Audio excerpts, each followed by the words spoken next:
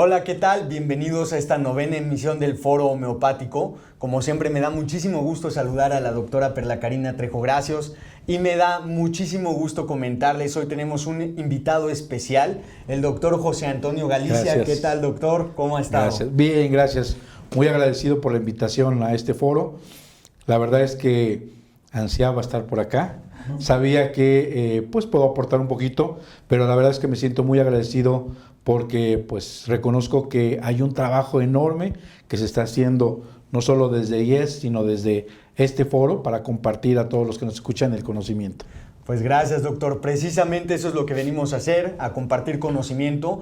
Y bueno, de forma introductoria les comento rápidamente que el doctor José Antonio Galicia, además de ser médico homeópata, tiene y tuvo la oportunidad de aprender directamente de Hammer sobre la nueva medicina germánica, y precisamente venimos hoy en este foro a platicar un poco sobre este modelo que es muy interesante y que además tiene algunos puntos que pueden ser herramientas muy útiles para el médico homeópata en la parte clínica. Doctor, por favor, cuéntanos un poco acerca de esto.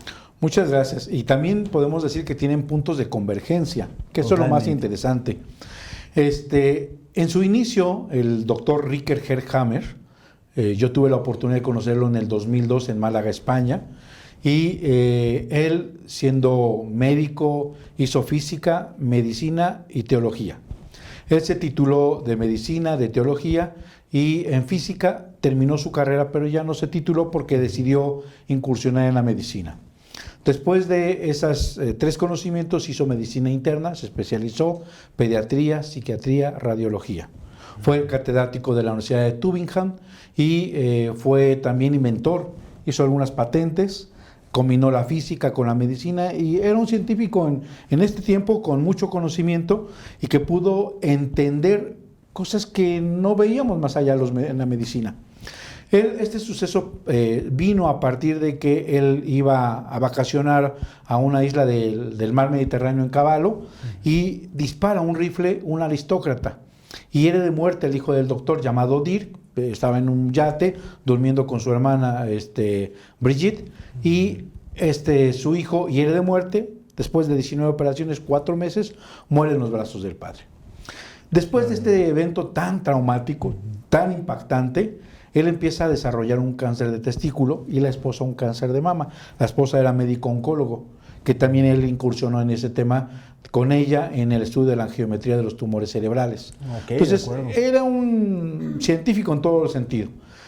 Él se da cuenta que siendo saludable durante toda su vida, pregunta, como era jefe de medicina interna, pregunta a 50 pacientes que tienen un cáncer de un mismo estadio, un cáncer único, se me ocurre cáncer de pulmón, y les pregunta qué suceso altamente traumático ha tenido la aparición de su enfermedad. Curiosamente, en la homeopatía hacemos exactamente lo mismo, ¿no? Exactamente. Y encuentra un denominador común, a los de hígado, a los de vaso, a los de riñón, y entonces empieza a desarrollar una investigación muy interesante donde regresa a la universidad y empieza a llevar casos clínicos para titularse con un doctorado, ¿no? Y entonces le rechazan su investigación. Finalmente es perseguido, es contrariado, le obligan a que se contradiga y que no acepte y le quitan su cédula profesional, lo internan, lo quieren internar en un hospital psiquiátrico, lo meten a la cárcel 2 veces en Alemania, después se va a España, lo toman de España, le hacen un juicio en Francia, lo extraditan, lo meten otro año y medio y bueno, sufre las de Caín. Sin embargo, él decide operarse, hablábamos del cáncer de testículo, y no hace nada más, no hace quimioterapia, no hace radioterapia, no hace nada. Y él sobrevive un par de decenas más de años. La esposa sigue el proceso tradicional, quimio, radio, cirugía, y muere. Sería un punto de partida interesante de común entre los grandes pensadores tanto de la medicina germánica como de la medicina homeopática, porque los dos, tanto Hammer como Hahnemann, son gente son sabios, son gente extremadamente inteligente con un alto conocimiento, y en su momento cada uno en su época no fueron ni valorados ni comprendidos, ¿no? Eso creo que es Efectivamente, un... ¿no? Así es. Y pues bueno, esta parte también es muy interesante, justo lo que decía Perla, cómo podemos darnos cuenta que estos dos, que son dos grandes modelos, surgen de médicos muy preparados y con una gran capacidad de visión y de observación, esta observación que respeta las leyes de la naturaleza. Eso es un punto, y vamos a empezar porque esto se trata de compartir con ustedes las 5 leyes. Muy bien. Pero antes de mencionar, bueno, la primera ley dice que la llama la ley férrea o la ley del hierro, porque el hierro es irrompible e inquebrantable. Y él era físico, entonces había el ponerle el adjetivo de ley, era algo sumamente importante porque tenía que ser validada, reproducida y no romperse. Muy bien, por supuesto. Entonces, la primera ley le llama la ley férrea del cáncer o cualquier enfermedad, dice que todo proceso de enfermedad tiene un inicio en un evento altamente traumático. Él llama conflicto biológico, que es un concepto nuevo, que si bien es cierto que está junto a lo psicológico, a lo emocional, él le da una importancia vital a lo biológico. Y es sorpresivo, es altamente dramático e inesperado. ¿Sí? Y que dice que finalmente lo que llamamos enfermedad es un programa especial, sensato, biológico e inteligente que tiene la madre naturaleza para tratar de preservar la vida tanto como sea posible y preservar a la especie. Qué interesante, porque como platicábamos unos minutos antes de empezar, precisamente en medicina homeopática hablamos del Vis Medicatrix Natura. Efectivamente. Y el Vis Medicatrix Natura habla de la importancia que tiene los procesos naturales. La naturaleza misma tiene esta capacidad para autorregenerarse, para sanarse a sí misma.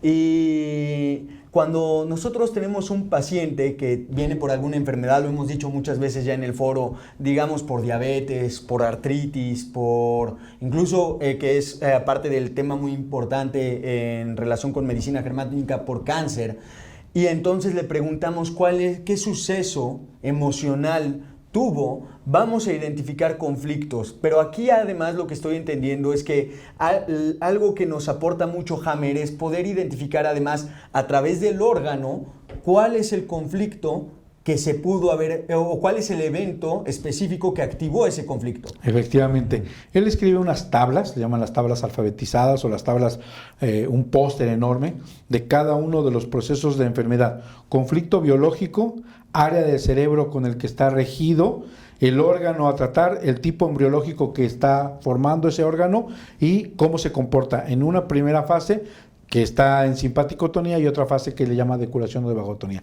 Es precioso.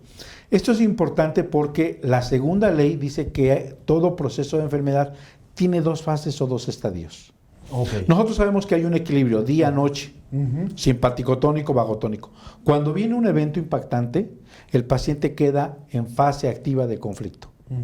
En ese proceso hay insomnio, hay una amenaza, entonces tienes que resolver esa situación. Esa amenaza es que te saquen de tu casa porque no pagaste la renta o porque no pagaste la deuda, que al otro día te van a despedir del trabajo porque llegó el hijo del dueño. Infinidad de situaciones conflictivas sociales o culturales o lo que sea, pero que tienen atrás un trasfondo biológico, la supervivencia. Claro. Entonces, mientras esté el conflicto activo, se va el sueño, se va el apetito.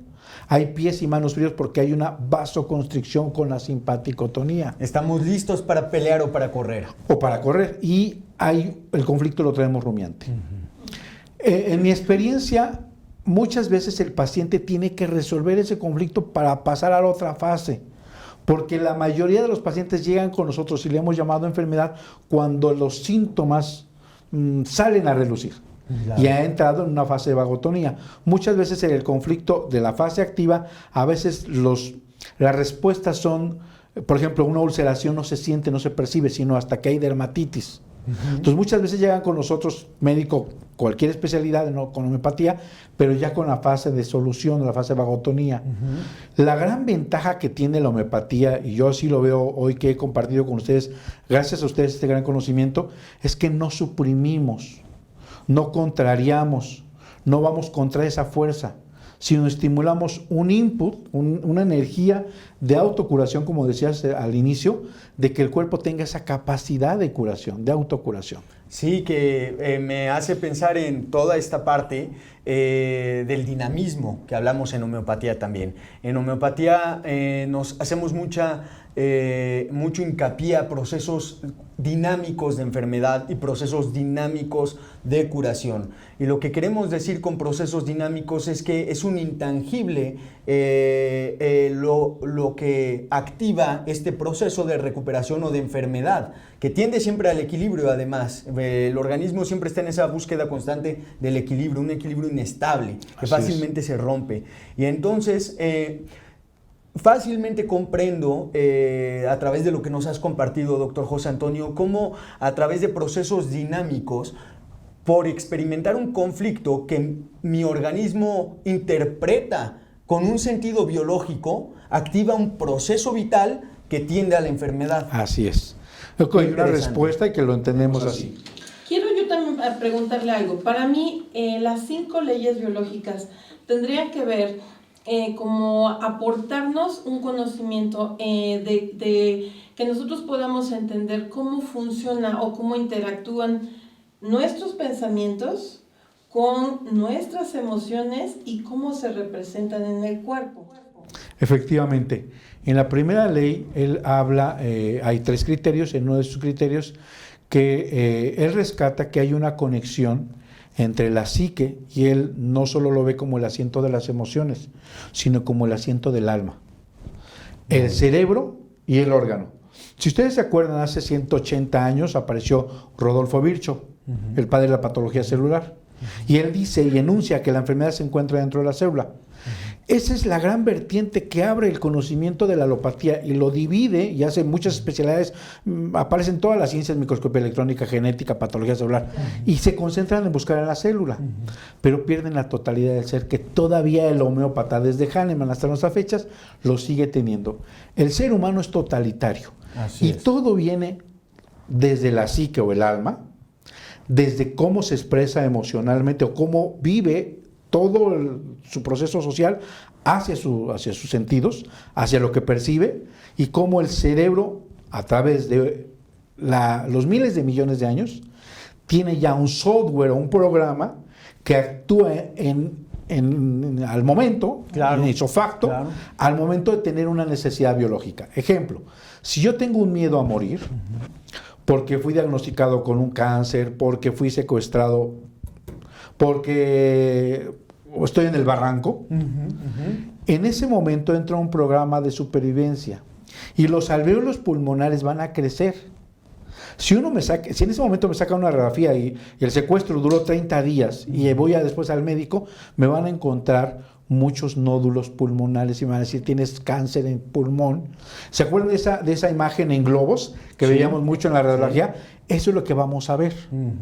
Pero dice Hammer que el cáncer no mata a nadie, que ese tejido está haciendo para jalar más aire y tratar de preservar la vida, porque la vida empieza desde la captura de aire, desde la bocanada de aire, y que ese programa permite la supervivencia para poder seguir con la especie.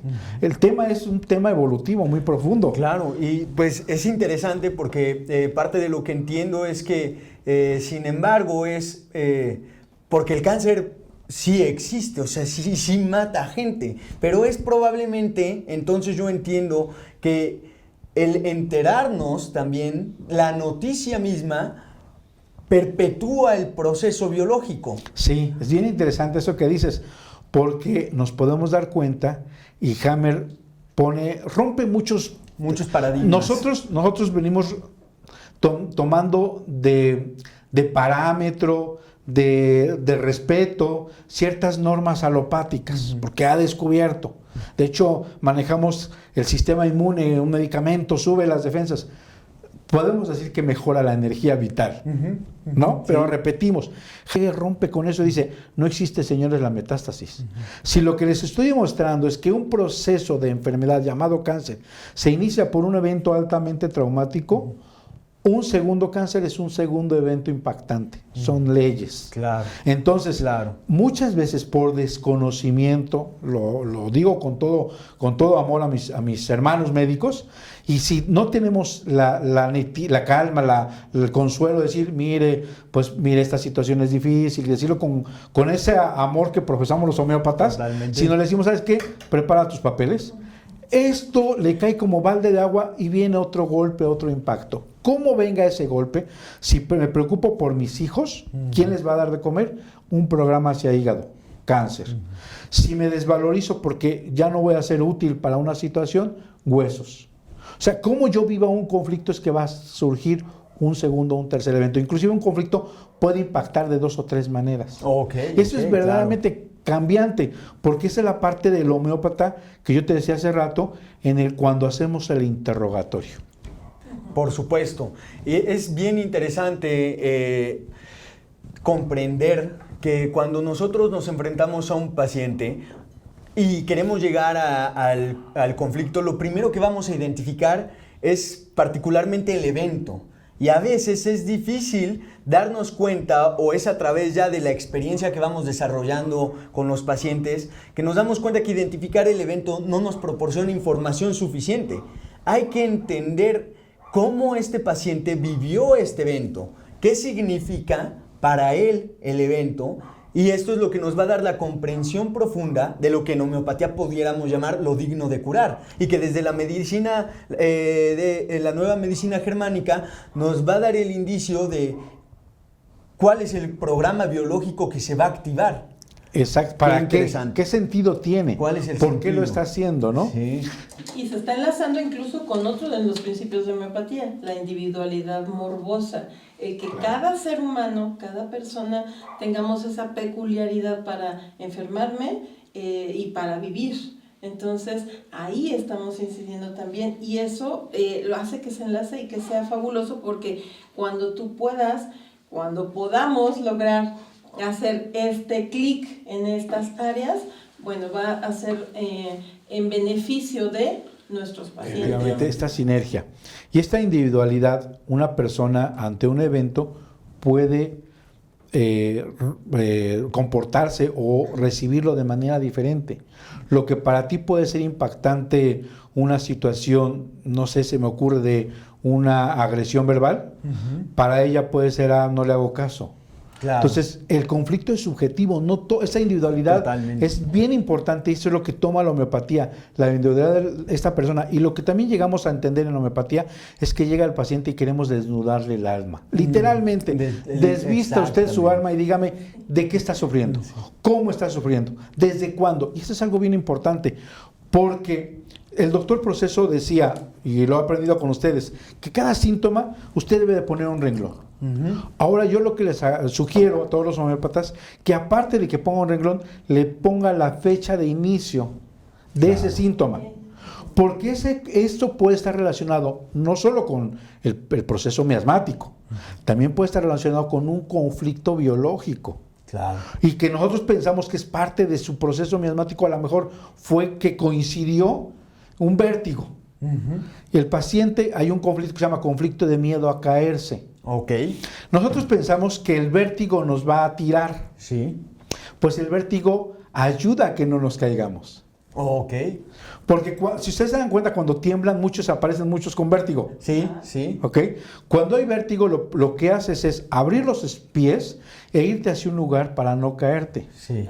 El vértigo en realidad es un programa de supervivencia porque está en fase activa para que no te caigas. Ok. Pero lo que origina el vértigo es el miedo a caerse. Entonces, si uno no le entiende, se vuelve el ciclo y entonces creo que el vértigo me va a tirar y tengo miedo a caerme y entonces me va a dar más vértigo. Por es bien supuesto, interesante. Sí, lo entiendo. Definitivamente debemos hacer una individualidad medicamentosa, saber los mentales, los particulares de cada, saber si es conium, saber si es petróleo, la diferencia entre ellos, pero entender esto y decirle al paciente, deje de tener miedo a caerse, lo que te decía hace rato, es un momento terapéutico. Claro, no, por supuesto, ¿no? Y estoy además totalmente de acuerdo porque además esto nos ayuda a irnos a la parte más profunda, a la parte más importante y a la parte que ya utilizando ambas cosas, que forma parte del conflicto del paciente. Así es. Y elegir un medicamento mucho más adecuado, mucho más profundo, que pudiéramos de momento a lo mejor en determinadas patologías elegir algo más organotrópico, pero identificar el conflicto real, el conflicto de sentido de vida, el conflicto biológico, nos va a ayudar a encontrar un medicamento profundo que le ayude al paciente a reencontrar ese equilibrio a través de procesos mucho más naturales.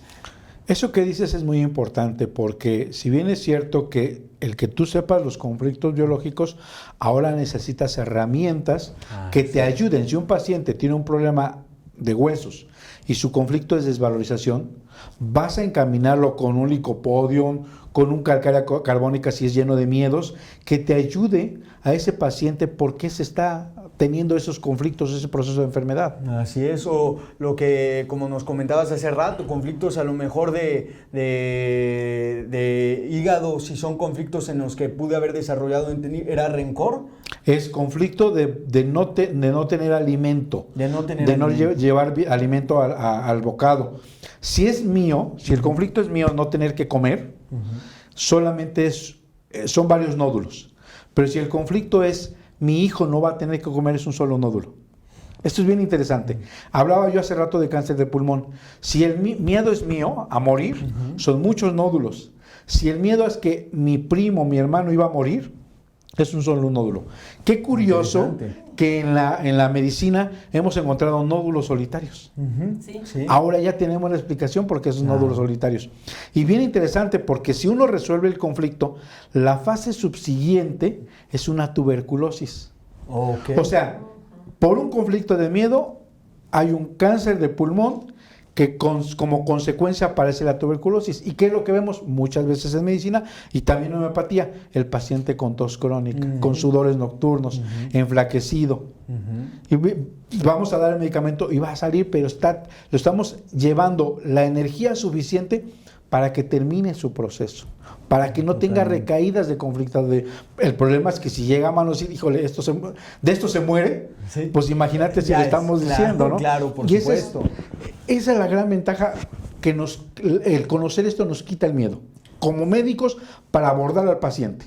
Podemos tratar a un paciente con leucemia tranquilamente si el paciente quiere que lo tratemos, Claro, obviamente. claro. Y eso es bien importante porque no estamos haciendo algo de usurpar una profesión, sino tenemos las herramientas para tratarlo. Si el paciente quiere, tú puedes tratarlo libremente, sin miedo y sin temor. Perfecto. Hasta ahorita estamos hablando de las dos primeras leyes. No hemos entrado ni siquiera a la tercera ley.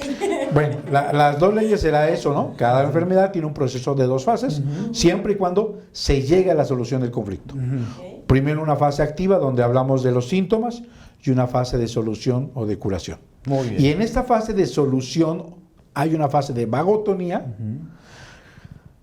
que se divide en 2. Una fase PCLA que le llama postconflictolítica A o fase vagotónica A, un pico de simpaticotonía y baja una fase B de vagotonía. Esta primera fase están todo lo que conocemos como itis, todas las inflamaciones y todas las llamadas infecciones.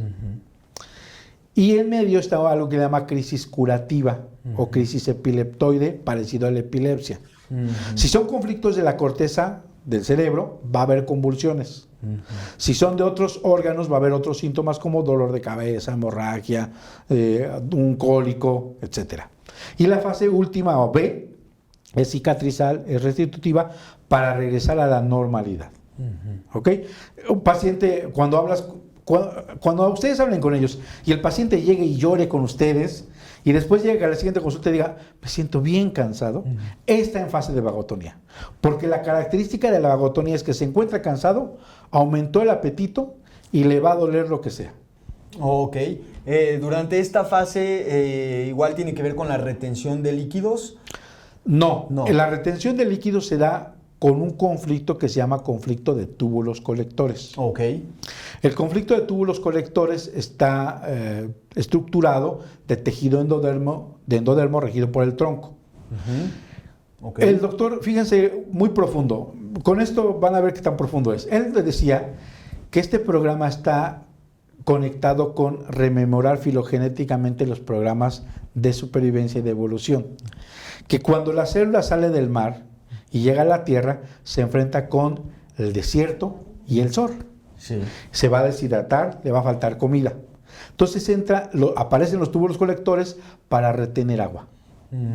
Cuando una persona rememora su historia filogenética y se siente solo, abandonado, excluido, expulsado, miedo a tener que ir a un hospital, se encuentra en un lugar al que no pertenece, aparece retención líquida.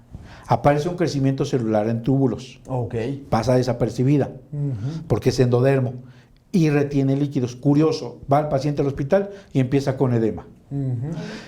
Este conflicto por sí solo es retención de líquidos, y si resuelve ese abandono, esa desorientación, esa soledad, empieza a orinar.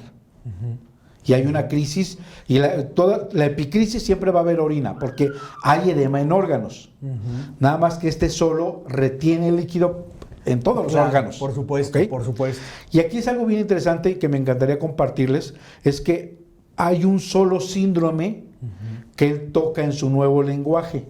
Le llama síndrome de túbulos colectores. Y se da cuando está la fase activa o de simpaticotonía del conflicto de colectores de abandono, ¿sí?, más la suma de cualquier programa de vagotonía, inflamación. Aquí él dice, ya el órgano estaba inflamado, en una hepatitis, por un conflicto de austeridad, de no tener que comer. Y el cerebro, la zona del hígado, del tronco del cerebro, también está inflamado. Si se suma va a retener agua y se va a ir al edema de hígado y se va a ir al edema cerebral. Y estos son los cuadros de encefalopatía, de que se complicó, de que se murió. Esto es lo que está pasando. Yo sé que es un tema muy interesante que nos llevaría 20 programas a hablar ahorita de la neumonía. Sí. Entender por qué se está muriendo es porque el paciente está aislado, ya no se va a despedir de sus familiares, lo aíslan, ya no se va a despedir de su papá, de su esposa, de su mamá. Imagínense ese conflicto tan grande de soledad. Así es. ¿Y qué es lo que empieza? A retener agua en esa neumonía.